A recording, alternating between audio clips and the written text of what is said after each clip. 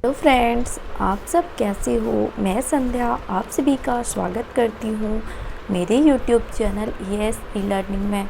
तो फ्रेंड्स, मैं उम्मीद करती हूँ कि मैं अभी तक जितनी भी कहानी आपको सुनाई हूँ आप सबको बहुत पसंद आया होगा। और यदि हमारी कहानी पसंद आई होगी तो मेरी वीडियो को लाइक ज़रूर करिएगा। तो चलिए, आज मैं फिर से लेकर आई हूँ अकबर बिरबल की नई कहानी। तो फ्रेंड्स, यदि आप चैनल पे नए हैं तो मेरे चैनल को सब्सक्राइब कर लें और बेल आइकन को दबाना ना भूलें, ताकि कोई भी नई कहानी आए तो सबसे पहले आपके पास पहुँचे। तो चलिए शुरू करते हैं आज की कहानी। आज की कहानी का शीर्षक है सुंदर धोखा। एक बार बादशाह अकबर के शहर में एक व्यक्ति रहता था। उसके जीने का तरीका अजीब था। वह लोगों को बेवकूफ़ बनाकर पैसे कमाता था। एक बार वह बाजार में एक बहुत अमीर व्यापारी से मिला जो बाहरी देश से आया हुआ था। वह इस शहर में नया था, इसीलिए जब धोखेबाज ने उसे अपने घर रात के भोजन के लिए आमंत्रित किया तो व्यापारी ने इस उम्मीद से आमंत्रण स्वीकार कर लिया कि इस नए शहर में उसके नए दोस्त बन जाएंगे। उस रात उन्होंने लाजवाब खाना खाया और बहुत देर तक बातें की। फिर व्यापारी और मेजबान सोने के लिए बिस्तर पर चले गए।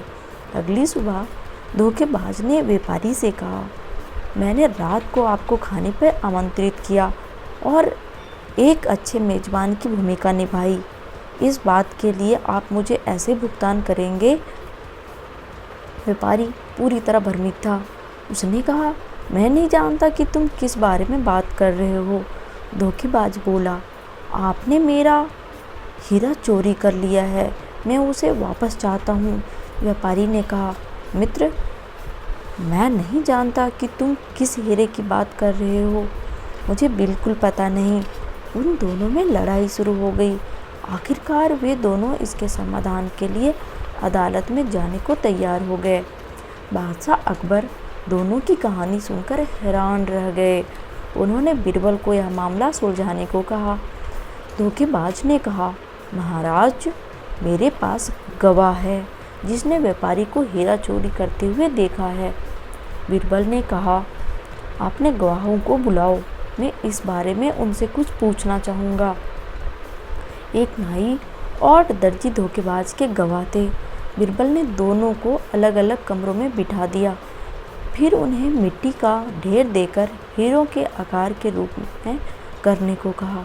नाई ने अपने जीवन में कभी हीरा नहीं देखा था। उसके पिता ने उसे बताया था कि नाई का हीरा उसका उस तरह होता है, इसीलिए उसने मिट्टी को उस तरह की तरह आकार दे दिया। दर्जी की माँ ने भी कहा था कि दर्जी का हीरा उसका सुई होता है, इसीलिए उसने मिट्टी को सुई की तरह आकार दे दिया। जब बिरबल ने देखा कि दोनों गवाहों ने क्या बनाया है तो वह बोला, जहाँपनाह, इन दोनों में से किसी ने भी हीरे नहीं देखा है, तो कैसे इन दोनों ने व्यापारी को हीरे चोरी करते हुए देखा है। यह कहानी झूठी है, व्यापारी निर्दोष है। यह साबित होता है कि धोखेबाज ने नाई और दर्जी को झूठे गवाह बनने के लिए रिश्वत दी है।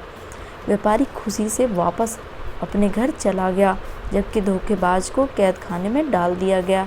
तो फ्रेंड्स, हमारी स्टोरी आपको कैसी लगी, और यदि हमारी स्टोरी आपको पसंद आई हो तो मेरी वीडियो को लाइक ज़रूर कर लें। और यदि मेरे चैनल पे आप नए हैं तो मेरे चैनल को सब्सक्राइब कर लें और बेल आइकन को दबाना ना भूलें, ताकि कोई भी नई कहानी आए तो सबसे पहले आपके पास पहुँचे। तो फ्रेंड्स, मिलते हैं हम एक नेक्स्ट वीडियो में। तब तक के लिए धन्यवाद।